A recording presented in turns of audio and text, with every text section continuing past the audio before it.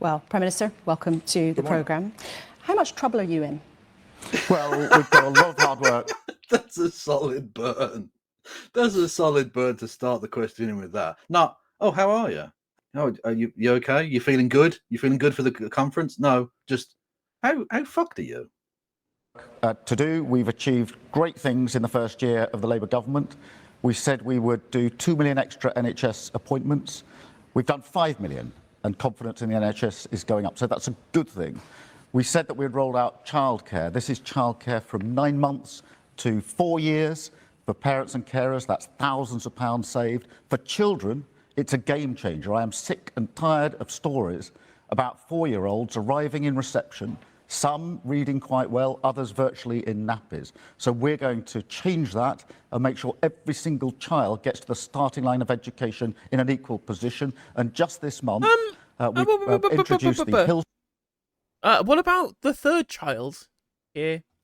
What about third children? Are you putting them on an equal level? I don't think you are. No, that is true. Although, to be fair, they're being financially punished for the third child, but equally all of the children will have to starve. In that sense, they are on the same level, undernourished. Law, which is going to change thousands of lives. We won the order for frigates from Norway. That's £10 billion. That's 15 years of shipbuilding on the Clyde. So there's a lot we've achieved, but we've got to do more. We inherited a complete mess, a broken economy, broken public services. We said we would change that, and I always said that would take time, but I do understand people are frustrated because if they lived through 14 years of failure, they want change to come more quickly. So I do understand the frustration. That's a different thing than you admitting that you are in quite a bit of political trouble. The very latest opinion poll suggests if there were an election right now, Labour would have fewer than 100 seats. So how much trouble are you in? To be fair, though, that is funny, and it's funny, even funnier that the Tories are looking at about 20 seats. I mean, you know it's in trouble. You know that it's trouble for the Tories in terms of seat projections when they're losing the border constituencies in Scotland. You know that it's existential for the Tories when that's the case. Yeah, literally, like the tartan Tory people, even they don't want to be anywhere near them. Like they're dead. They're a dead party. They're going to finish 5th in terms of overall seat numbers by the looks of it. Well, Laura, we won last year in July a mandate to change the country. How much trouble are you in right now? I always said that would take time. We will be judged at the next election, quite rightly, on whether we have improved living standards, people feel better off, on whether the public services are better, particularly the NHS, and whether people feel safe. All right, mate, Lurpak is £9. Hurry the fuck up. We can't afford to live. Jesus Christ, this guy is just so out of his fucking depth. He hasn't got a clue. Look, he's just a rabbit in the headlights.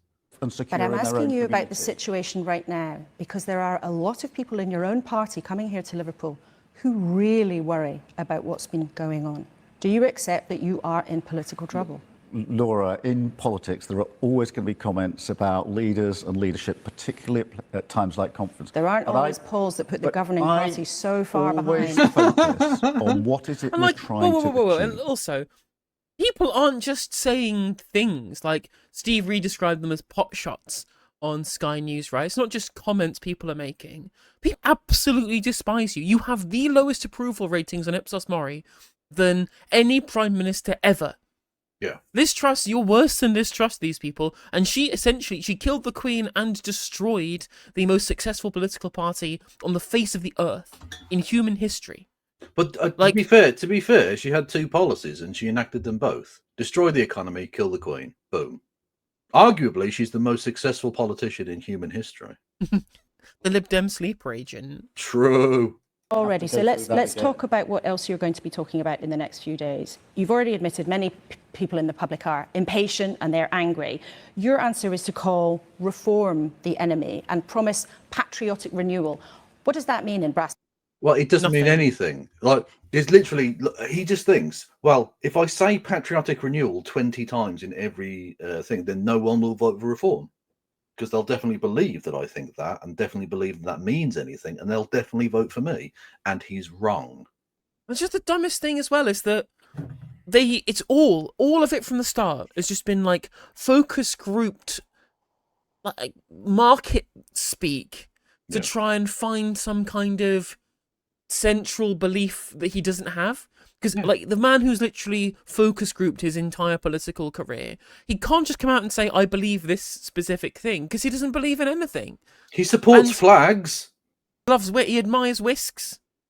He's a lover of doorbells. Yeah, like it's madness. Like for me, it was not even what he said; it's what Yvette Cooper said. That interview where she said she had 2 different types of bunting in her house. She had flags on her wall and her fucking tablecloth was a flag. What the fuck? What are you running? Some sort of historic tea house? The fuck are you talking about? No one's house is like this. The patrons, their houses aren't like that. It was a tablecloth, you fucking mental case. Like, no one believes it. It's as inauthentic as it possibly gets. And people are not stupid. They see that. They see that you don't really mean this. You have never seemed patriotic in your entire fucking life. So for you to come out here and literally start masturbating with a fucking Union Jack in your hand doesn't mean anything to people. They don't believe you. No, exactly. And then we'll have plenty of things to come in this interview which people do not believe Keir Starmer about. Yeah. Tax. Well, patriotic renewal is fixing the problems in the country that we inherited, but changing the country as we do so. What the fuck? That's pablum. That literally means no things.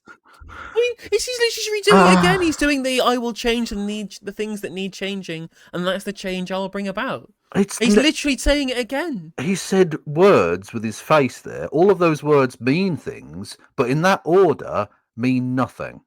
He has he has taken all meaning out of those words whatsoever, and it's literally just nothing. And it's funny as well. It is funny in that it does appear to me that he's trying to do what Trump does. So what Trump does is just broadly gesture at good things rather than bad things. And because he's a cult leader, everyone who's part of his kind of hodgepodge coalition of cultists will imprint upon the words that he says what they want to hear.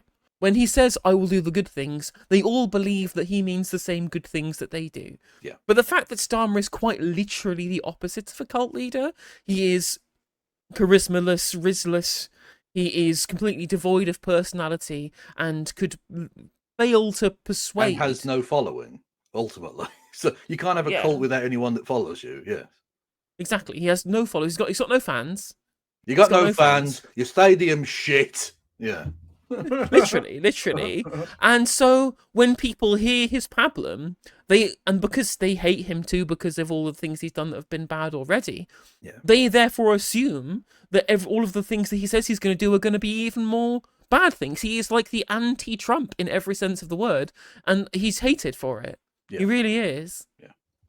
It's like when we came to the digital ID stuff, people kind of broadly supported it. Till Keir Starmer announced it, now everybody hates it. Yeah. Because they all assume that he'll be doing it the bad way because, well, look at his record in government up to this point. Like people, you could come out tomorrow and say free puppies for everyone. Chocolate on a Tuesday. Everything. Yay, wonderful stuff. And they're like, no, I don't want that now. Because if it's Starmer puppies, it'll probably be some sort of fucking deformed, deranged lunatic dog. Yeah, exactly. It'll be like the scraps of a dead dog delivered to your fucking house. Fucking. And he'll also say, well, technically, we've delivered a dog to every house in the country, and children are crying, Kia. Let me just give you 2 or 3 practical examples. We've got to get the economy working. We've got to get wealth creation, but it needs to be everywhere across the country. But again, that means nothing. We've got to get the economy working. What do you mean by that? What policy do you have to make that pablum come to pass? Yeah, absolutely. What policy is he going to implement? And then what would that actually achieve? What does, in material terms, getting the economy look like? Growth for the sake of growth? Does that look like rising living standards? Does that mean the wages are going to rise higher than bills? Like, what does this mean in real terms? People want to know how it's going to affect them, how you're going to solve their issues. Every party wants to get the economy going. That's what they get into government to do. What that looks like in practice is what people actually care about. Yeah, like unbelievable shit. Like as if a politician would ever be out there, be like, we want the economy to stop working. No, every politician wants the economy to work, but what are your policies? Patriotic renewal mean? And so far, it's nothing, nothing, and nothing. Brilliant. That is what I want to change. Not going back to economic growth that is in some parts of the country, but not all parts of the country. With the NHS, obviously, we need to fix it, but I want to do more than fix it. I want to make sure it's fit for the future. So that means bringing it closer to people, recognising the way in which disease and illness has changed, making sure we're using technology as we go forward. And the other thing is... He means giving Tony Blair's son more money for AI shit. I mean, because this actually is close to a policy, and broadly, I think a lot of those prescriptions are fine, you know, having the growth everywhere, but then also for who? Like, just because house prices are rising across the country and that means growth is there, doesn't mean that it's in the hands of working people, as he would describe it. Yeah. And when you talk about things like embracing technology, when Keir Starmer talks about embracing technology, it's clear that you can see that he's trying to relive the white heat Harold Wilson speech, yes, embracing the white heat of technology, right? The problem, of course, is that when Harold Wilson talked about it, it was a way of ensuring that workers were more productive, and therefore it could justify higher wages for workers, because those would be the people operating the machines. It was about giving people the skills for the technologies of tomorrow.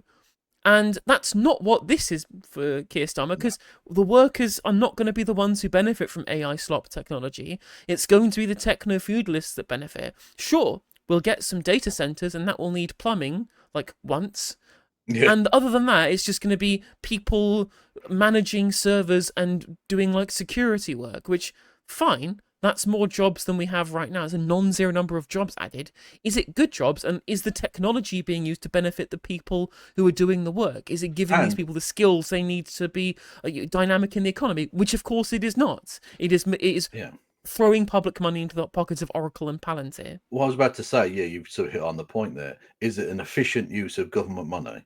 Like, because you can create jobs by just throwing money at things, but could you do more, far, far more, investing in things like the supply chain at fucking Jaguar Land Rover, which actually employs lots of people, or just giving it to Palantir for 7 jobs at minimum wage? Changing the relationship between the state and people. So last Thursday, we rolled out the Pride in Place funding. This is 10 years worth of funding to places which, in my view, have been overlooked for too long. But what's different is, instead of those places having to come to Whitehall, cap in hand, asking for approval of what's needed in their place, we've said, you've got skin in the game, you've got a better idea what's going to work in your community, you make those decisions. So it's about... Is this just levelling up with a new badge on it?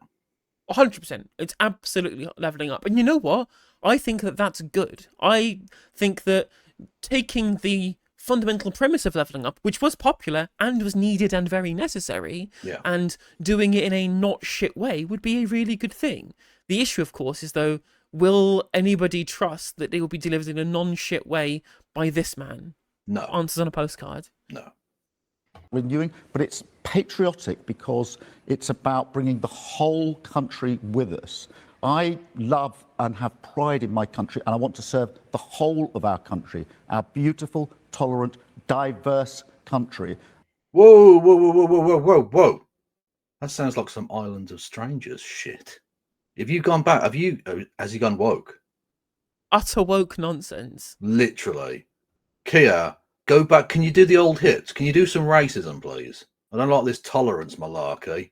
And I want to serve the whole of that country. And I was arguing against reform because reform do not believe in that country. They want to tear that country apart. What was said last week about deporting migrants who are lawfully here, who've been here for years, working in our hospitals, in our schools, running businesses, our neighbours, and reform say they want to deport them. That would tear our country apart. Is that immoral? We are at the moment a leading member of the coalition of the willing, corralling and bringing together European countries to fight the aggression of Putin. Imagine if reform came in and they were cozying up to Putin, but and the impact that would have. No, I think you mean the self-determination of Putin, please. That's what we've decided now. It's self-determination of the Russian people in eastern Ukraine. What I found really interesting, that More in Common have done polling of reform curious voters and on what their concerns are that make them only curious and rather than wanting to vote for reform explicitly. And the two biggest reasons that they give are reform being close to big business and reform being close to Donald Trump. Yeah. And these are super easy wins. They're incredibly easy wins because it's so obvious to anybody. If once you actually look into it, yeah, funded by massive ultra capitalists, by people with loads of money, people with big corporations, right? And very obviously with his fucking head up Trump's arsehole. Yeah. The problem is, of course, that Keir Starmer can't use that attack line because he is also both of those things. Literally, yeah. Also, in terms of was it reform curious voters? I'm just going to say it now. Reform curious is not welcome at Pride. I'm not having it.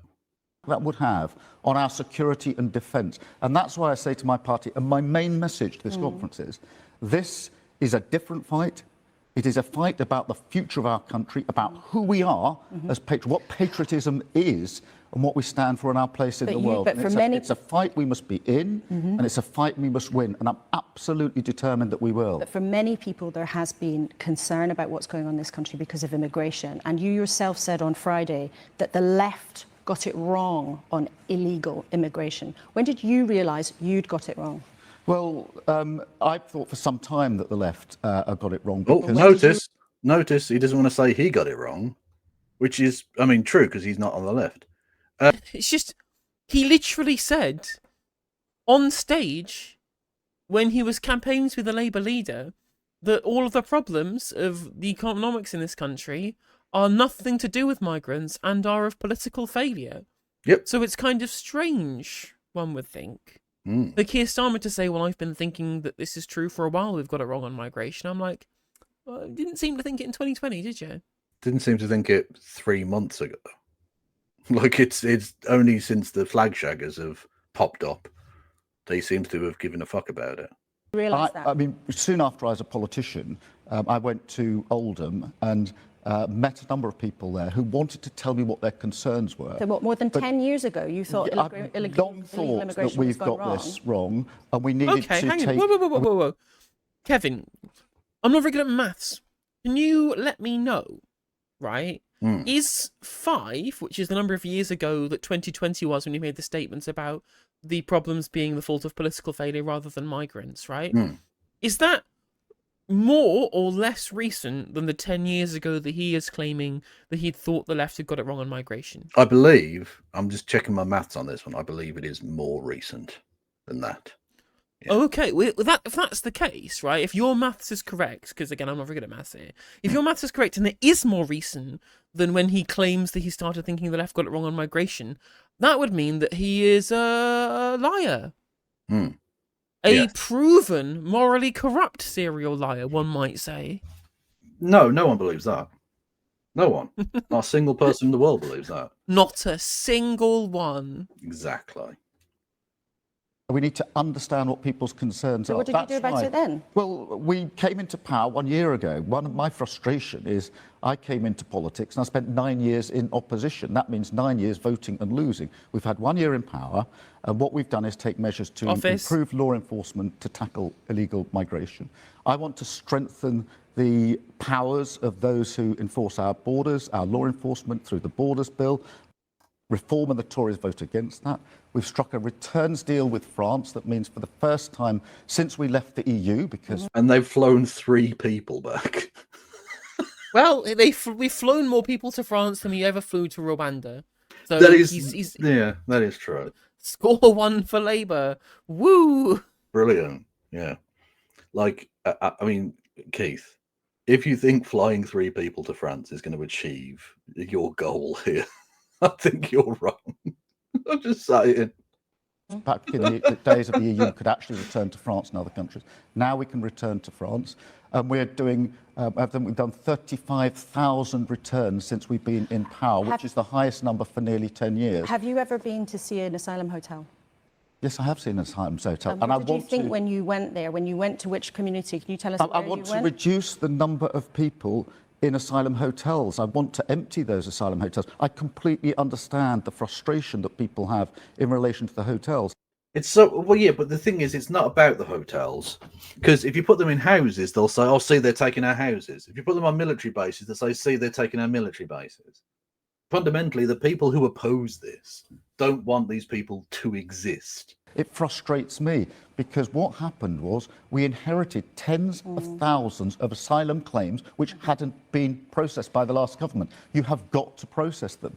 So they then opened the hotels to put people into hotels. It's my job to empty. He says, well, you've got to process them.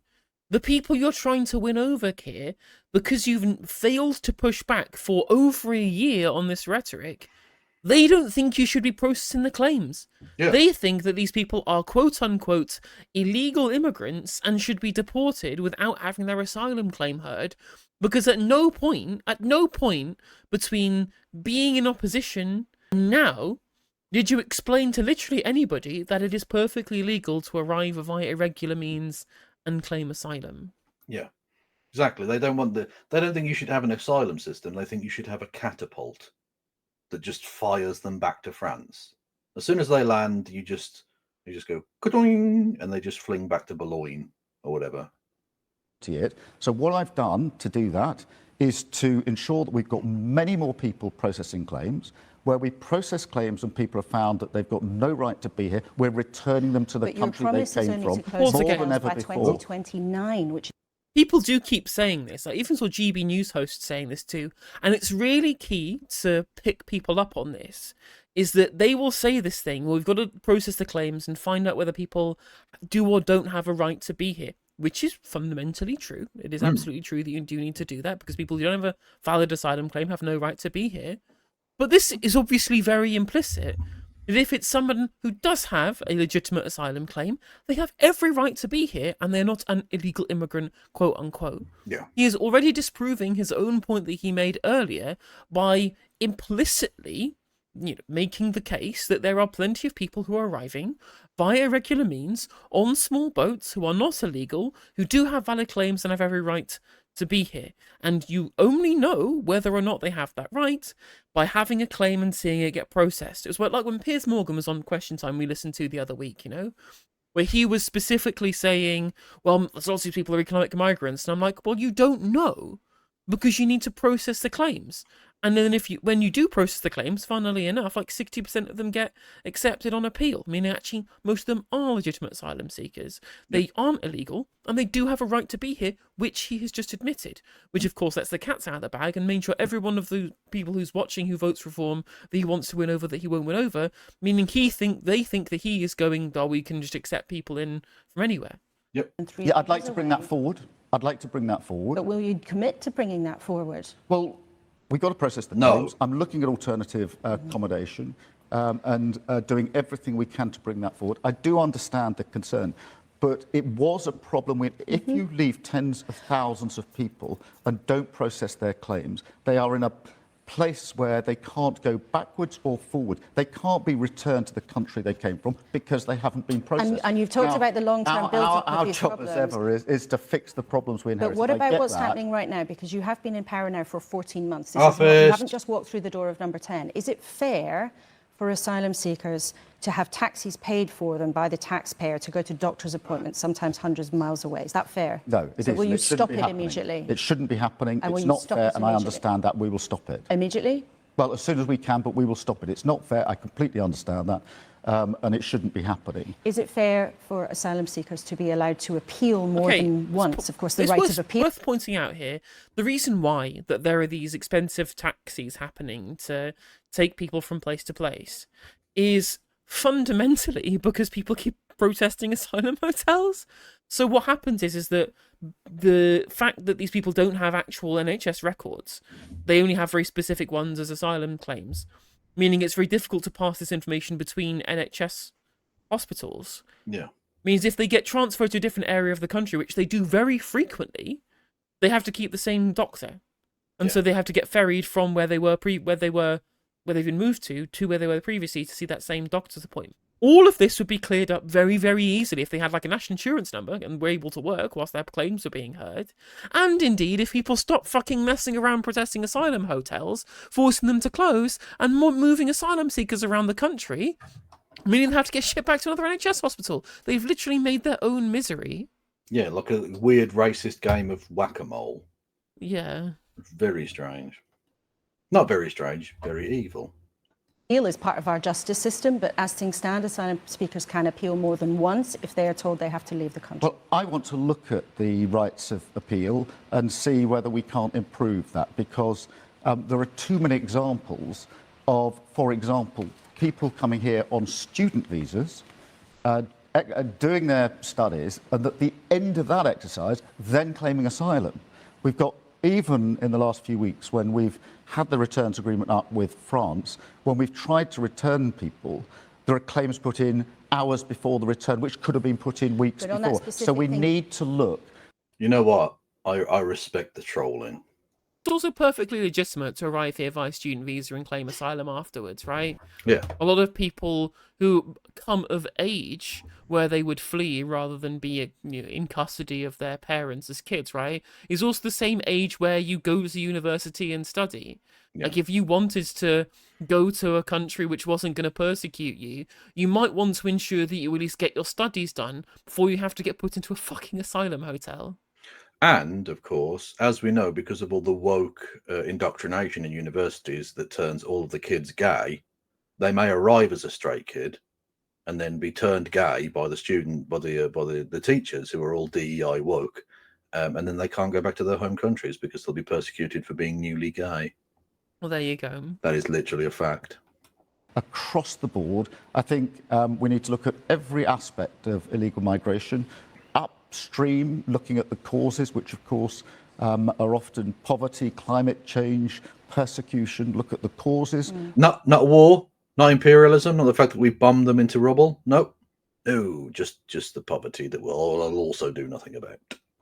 And as a global leader, see what we can do about that with other countries. Much more law enforcement, particularly with France on the northern border, processing those claims, returning people who shouldn't be here, looking across the appeal system to see whether we can't make it more effective and more efficient. All of that needs to be done, including introducing, as I announced this week, digital ID, so that we are clear in the principle that you cannot It will work in... do nothing, you stupid bastard, to stop that. Undocumented workers will just have one fewer document that they already wouldn't have had anyway. I mean, they're already basically getting paid cash in hand because Yeah. they don't have a national insurance number. But they're already working in fucking paper envelopes. The people who are happy employing people by giving money under the table are not suddenly going to change their mind when you say to them, "Oh, have you checked the brick card?" I'm like, they weren't checking their existing documentation. What makes you think they're going to check an app? Yeah, it's bollocks. This is such obviously, like, none of the reasons they're giving for this, A, are the real reason it's being done, and B, are actually legitimate reasons. Because it won't stop a single boat, it won't stop a single act of illegal employment, it won't protect a single person. It's bullshit. Also, the same fucking government, or well, I suppose the same bureaucracy, because technically it was the Tories that when this happened, but the same bureaucracy that allowed information about people escaping the Taliban to be sent to the Taliban. I don't want having like all of this information located in one place, because all of a sudden ISIS are going to have my fucking numbers. Do you know what I mean? Like, I don't trust them with this information at all. They're fucking useless at protecting data. It's like funny, and they keep saying, "Oh, if Estonia have it, it works fine." 780,000 records were stolen in a data breach from the Estonian digital ID system. Isn't that basically all of Estonia? Basically half. I think it's 1.5 million people in Estonia, right? If I remember correctly. Every other person had their shit stolen. Brilliant. I mean, excellent work. I can't wait. 2024 estimate 1.3 million, yeah. So over half the population. Brilliant. What a great example. Well, thankfully, we don't have tens of millions of more people that makes that situation even worse. Oh, shit. No, we do. In the United Kingdom, if you do not have ID. How many people? Because too many people are able to get into the black economy and work illegally in this country. And we need to deal with that and deal with that effectively. One of our viewers got in touch and was You're just to literally ask this question. saying people are getting paid under the table currently, and the way of stopping this is by getting the people paying the table to check their app, which they won't do. Yeah, He's exactly. basically explaining, look, well, they're working in the black economy, and they will continue to do so. Well done. Ross Brown wanted us to ask you if you really believe that those profiting from human trafficking will think, oh dear, I have to check your digital ID now. I can't carry on paying you £1.50 an hour to work in my sweatshop. Absolutely. Burn. That's a solid burn. This is what we were saying. Literally, it's what we were just saying, right? It's clearly every Tom, Dick, and Harry on the street. If you ask them, do you think that people who are legally employing people currently will suddenly realise, oh, I've got to check the app now? Everyone will say, well, of course they're not doing that. Yeah. Obviously. Oh, pardon me. Good God. I could have muted myself then. That would have been professional, wouldn't it? Be convinced that amongst the reasons that people travel through France, which is a safe country, to come to the United Kingdom, amongst the reasons is because it's easier to work in our... Are you sure France is a safe country? It seems to set fire to itself very regularly. Such a combustible nation has to be at least like a health warning, I think. a legal economy than it is in other countries. And we have to deal with that. Bosses who are prepared to hire people illegally are not asking them for their national insurance card. So what's the evidence? What makes you think they're suddenly going to ask them for a digital ID? We need to be really clear. You must have ID, mandatory digital ID in all. Well, Keir hath decreed it. Yeah. And now you can't just not do what the Prime Minister says. Yeah, that's impossible. It's not like the government literally already mandate that you have a national insurance number to work, and that people are already ignoring that decree. Exactly. You know, like, but that was a previous Prime Minister. They don't have like the natural, persuasive stature of this current Prime Minister, who everyone respects a great deal. Yes, again, to borrow the Frankie Boyle line, he has all the authority of a "do not tumble" dry label. To stop illegal working. If you look at any of the raids, we've massively increased the number of raids on working premises. It is absolutely clear that people are working illegally in numbers. But why do you think that them having... Yeah, a good point in chat. As a robot, he doesn't understand the concept of not applying by directives. That is true. It does fundamentally breaks his circuitry to think of defying a law. What? Also, like, can we just just on a basic level, one of the things that we keep getting told is that the public finances are stretched, and that to ensure that we have enough money for public services, we need to it's being done as efficiently as possible. Kev, again, I might be just an idiot.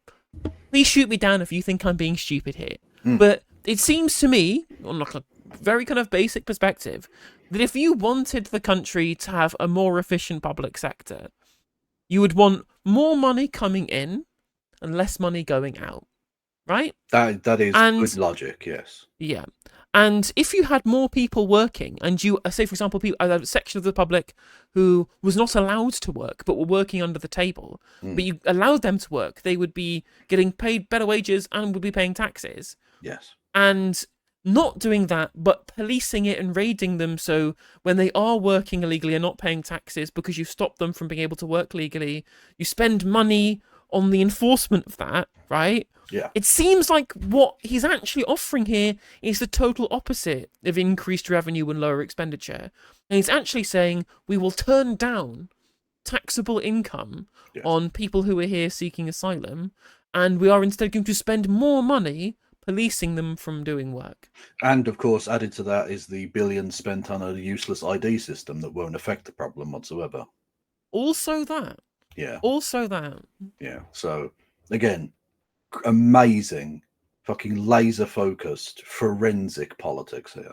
A digital ID, having to have a digital ID would stop that problem, when right now people are meant to have a national insurance number and card, and if they're not asked for that, a boss is willing already to break the rules. What's the difference going to be? Well, the difference is this is on point of starting, not a retrospective exercise as it now is. It is an automatic collection of the information by the government. So they'll have to break the law at a different point in the process, which they don't give a fuck about, obviously. It's just such a car crash. This is ridiculous. They're just going to have to break the law earlier. Okay. I'm sure it wasn't a chronological issue for the people paying, a Chinese cockle picker 2p an hour. Fuck me, he's amazing. What a brilliant mind. I'm so glad you know what he's this... a firm hand at the tiller in this moment of crisis. He's played a blinder, hasn't he? You know what this reminds me of? This reminds me of when Maurice Glassman was on LBC and he said they were going to stop the boats because they would fly drones over the channel and just play "We Don't Want You Here" over like loudspeakers. And you'd think, yeah, just the asylum seekers going, well, I was going to cross the channel via irregular means by paying people smugglers under the table. But now a drone has said, no, stop. Please don't do this. Who am I to disobey the disembodied voice of this drone, right? That's the level that we're on here. It's just, if you politely ask people not to do a thing, they just won't do it, even if they're willing to do it already. I was under the false assumption that I would be welcomed in this nation, but apparently not. Turn back, Abdul. Like, it's ridiculous. So we know exactly who is working in our economy, and it will help us enforce the rules that are there. But there's no point people saying to me, why do we need it, when we all acknowledge there is a problem.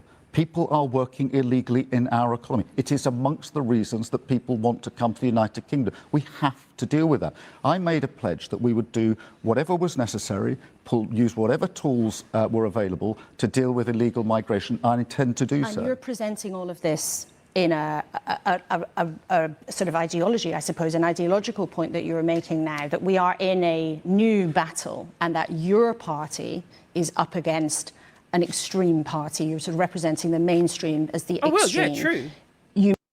True, your party is up against Reform UK.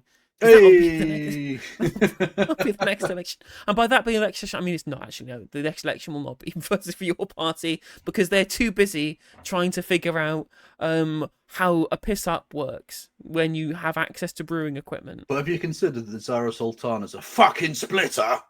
You mentioned your grave concern about the reform policy, potentially to deport people who already live here.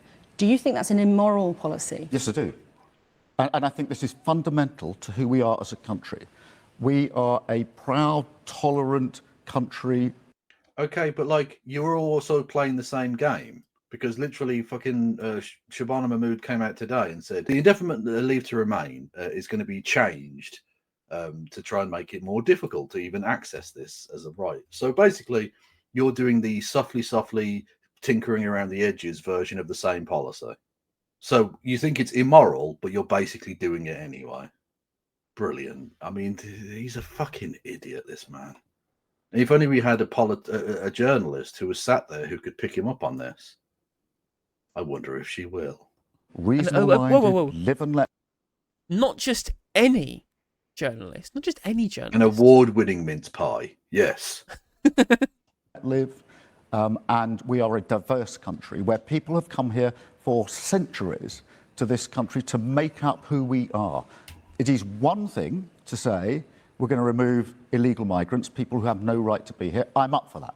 It is a completely different thing to say we are going to reach in to people who are lawfully here and start removing them. They are our neighbours. They're people who work in our economy. They are part of who we are. Whoa. I thought they were strangers. Yeah. You said they were strangers before. Apparently he called them strangers by mistake because he didn't know, as a long-time politically interested person, what the fucking Rivers of Blood speech was. And then said actually he did mean it afterwards because this man honestly believes in nothing and will say anything to anybody if he thinks it will curry favour. Yeah, literally, yeah. Also, Keith, these people are not your fucking neighbours, are they? That's sort of the point, whether they're legal or illegal. You don't live in the real world. No. These aren't your neighbours. They're not the neighbours of virtually anyone in Westminster. It will rip this country apart. And if you're patriotic, you want to serve the whole of your country, everybody in your country, and have an ability to bring that country together. Well, I certainly want to serve the whole of my country, yes. And walk forward towards the challenges. You cannot do that if you are divisive, if you only truly want to serve a section of our country. And that's why the fight with reform is different.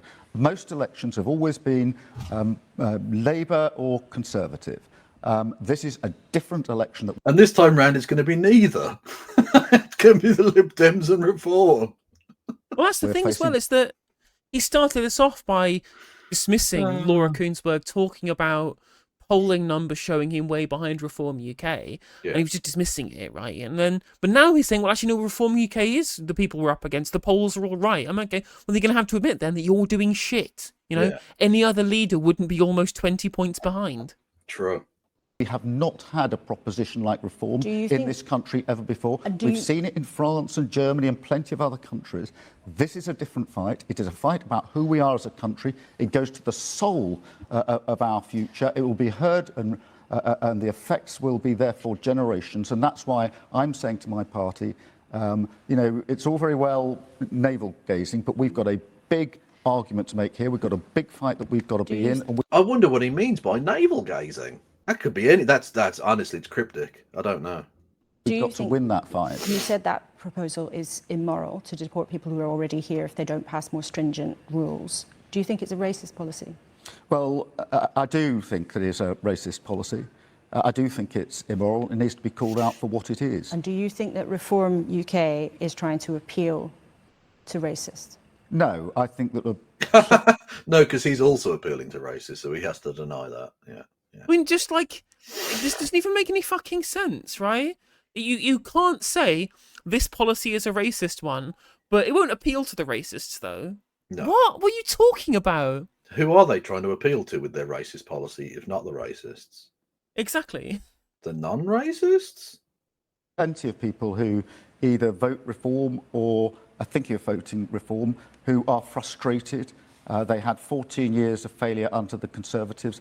They want us to change things. They may have voted Labour a year ago, and they want the change to come more quickly. I actually do understand that, because if for 14 years your living standards haven't got any better and your public services have declined, then of course you want change. But if And I have for 14 months, Prime Minister, they've hired politicians and people in your government promise things, and then they see so little change, True. they are looking for somewhere else. And if we look for one of the things that you are announcing at this conference, your proposal to build new towns, for example, you're promising to build 12 new towns. But when you look in detail at the policy, the number of new towns you're saying there will be by 2029, 5 years after you won the election, it's 3. And even those 3 places might still not get built because they have to go through all sorts of checks. So people look at that and hear that and think, you're not getting anything done. It's too timid. There's no urgency. Well, firstly, we've said we're going to build 1.5 million homes. And Yes, and planning approvals for new homes are at a record low. The towns. Yeah, you've already failed, basically. You cannot realistically achieve that target by the end of this parliament. Unless you go like insane, like get the spades in the ground tomorrow, fuck all planning regulations, which you're not going to do. Or they You've just built fucking council houses. Well, that's even more insane as a concept. The idea that this prick will build a single council house is nonsense. Yeah. Part of that. The planning applications reflect the position a year ago because it takes time to come through. But just hear me out on this. 1.5 million homes. And the reason for that is because the dream of home ownership, that base camp for aspiration, for opportunity. Oh, yeah, and that's another point, is that even if they did reach 1.5, that still wouldn't be anywhere near enough. But they're not even going to get that fucking far.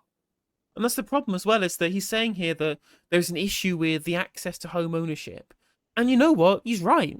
It's the first time in this interview I think he's actually acknowledged a concern that the public have and has offered an actual solution, right? Mm. He said people want to experience the dream of home ownership that's been taken away from them. That's a real concern the public have, and we're going to solve this by building 1.5 million homes. It's not going to do it, but at least he's actually acknowledged that that's the issue here. Yeah. But the problem, of course, is that he can't focus on the central issue, which is actually the reason why people can't buy their own home isn't because we don't have enough of them. The number of houses per capita in this country is higher than at any point in history.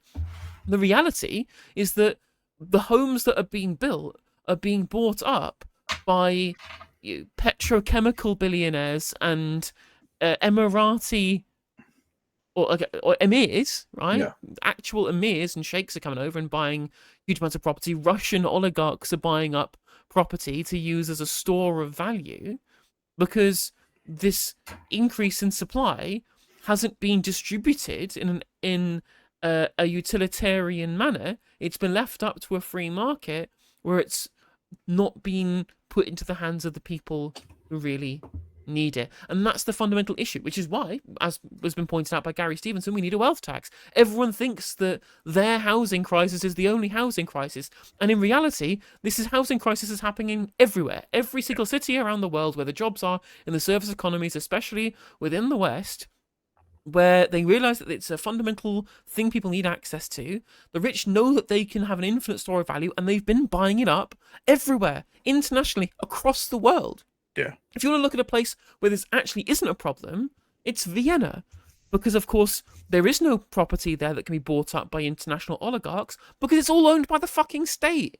Has been effectively snuffed out for young people. People now, on average, over 35 before they can afford to get their own home. That is unacceptable. That is a whole generation that have lost out. And when you ask people in the sector... the new towns are part of what we're doing in the 1.5 million. But look, the central charge you're putting to me is a really important one. I said before the election, it will take more than 12 months to turn around 14 years of failure. And it will take more than 12 months. It will take time. That's why we needed a 5-year mandate. But do I understand the frustration that people have? If you've lived through 14 years without your money in your pocket and your public going up, your public services being what they should be, then of course you want change more quickly. But I can't sit here today, nor did I say before the election, this can all be turned around on a flick of a switch. It's going to take time. You didn't. You did say it would take time, but what you and your party did not expect was this precipitous fall off a cliff in terms of your popularity. True. Leaders can be popular in hard times, and you're admitting there are hard times still, but your popularity has taken such a knock, and the country's finances are incredibly tight. There's huge pressure on public money, a budget coming up. Will you rule out raising VAT? Well, Laura, just on the first point of your question, if I may, I came into politics to change lives for the better, to change our NHS and make sure that it was fit for purpose, to win investment in for jobs across the country. We've got record investment coming in. Will you rule out raising VAT to pay for that? We've done a massive exercise in Sizewell, where thousands of jobs now will be created as a result of that. The work we did with the US just a week ago on civil nuclear, that's jobs in raising VAT to pay for the public services? That is why I'm in politics, to change lives. It's not a popularity contest for me. It's about changing lives. On the question of the budget, obviously the budget will be in November, as you know, and I'm not going to sit here and set out what's going to be in the budget. No, hang on, you Prime know Minister. That isn't going to on happen. Dozens and dozens and dozens of occasions, you ruled out raising VAT. It's in the solemn document of your party's manifesto. You're the Prime Minister of this country. The solemn document? Are you mental? The fuck are you talking? I've never seen a less solemn document. The fucking toilet paper I wipe my arse with is more solemn than that fucking rag. Can you rule out raising VAT? The manifesto stands. So we you made rule out commitments raising in VAT? that manifesto, and the manifesto stands. And income Obviously, tax? the details, the manifesto stands. We made those commitments. But And what they will not be unpicked. Come on! Oh my God! Just he knows that everyone hates him. He knows that everyone's sick of him. He knows that the overall approval ratings, both him and his government, are in the fucking toilet. And one thing that people are sick of is politicians who won't give a straight answer.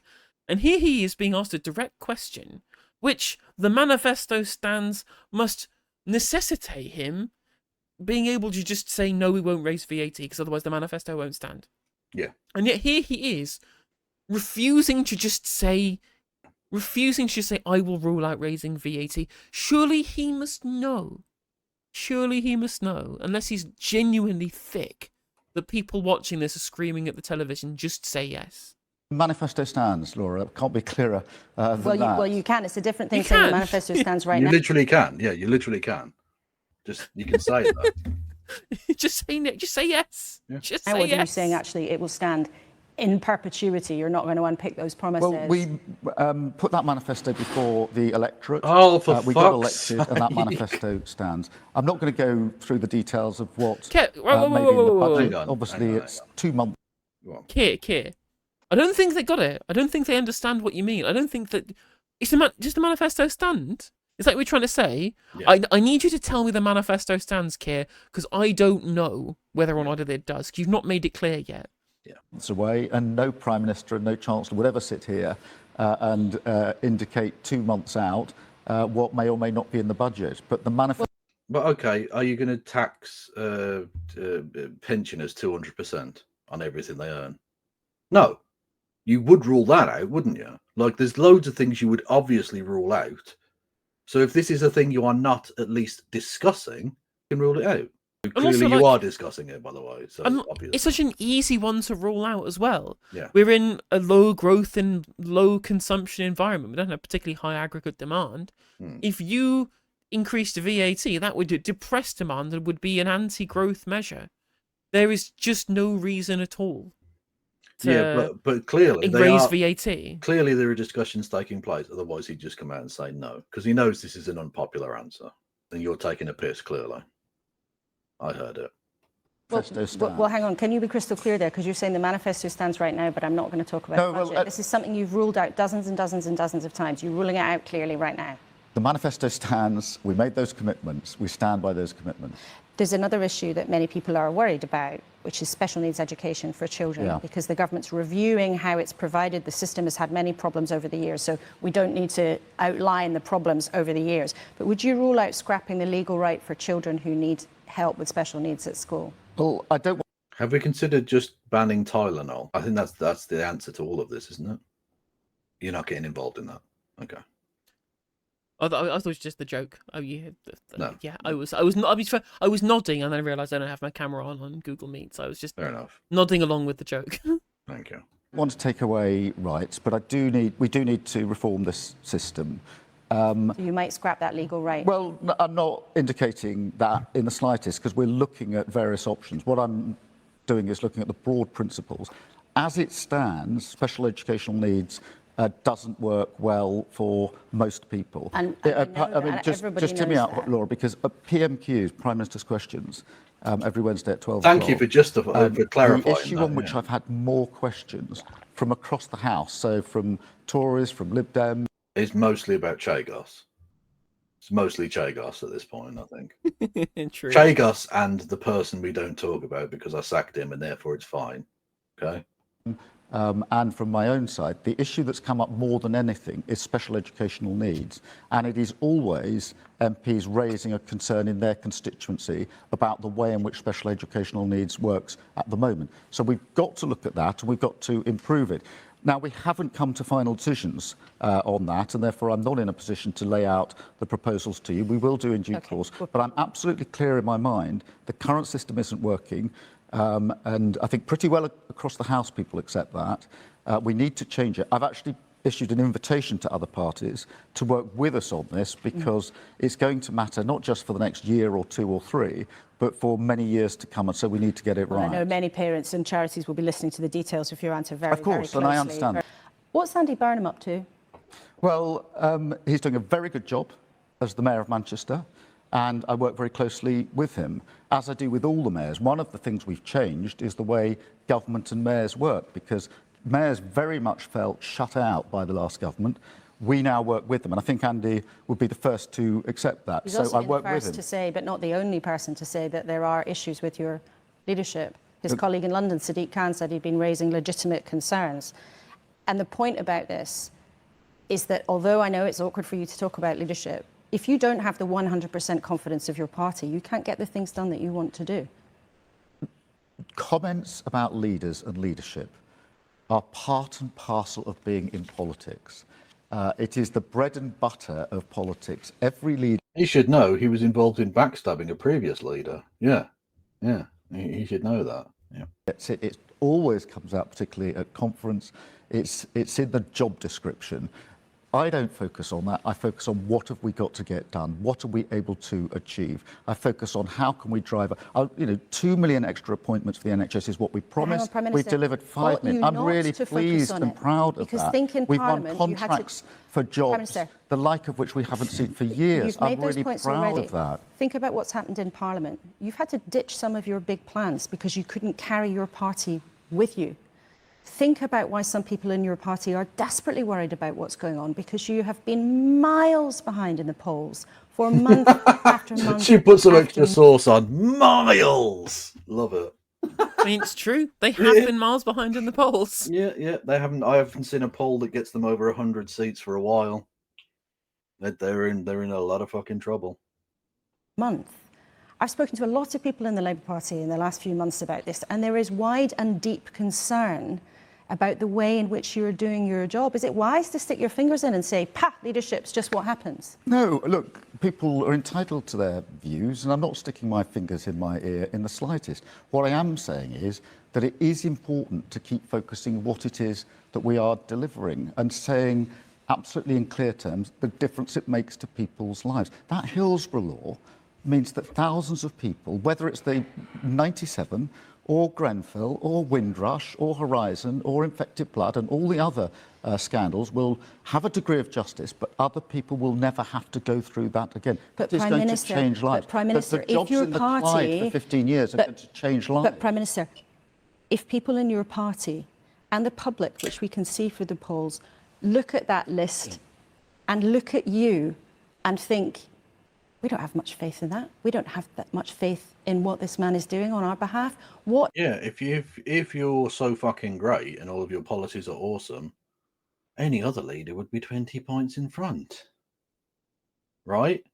If, Prime Minister, the problem is you.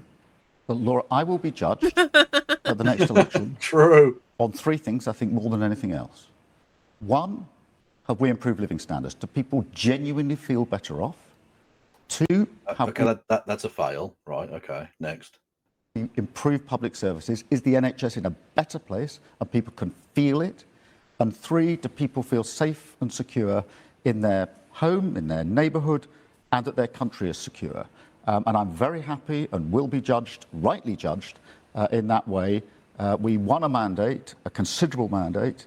You're not just going to be rightly judged, you're going to be far rightly judged. They're basically, yeah, basically true. Led the party into that mandate. It's a 5-year mandate, and I'll be judged at the end of that 5 years, and quite right too.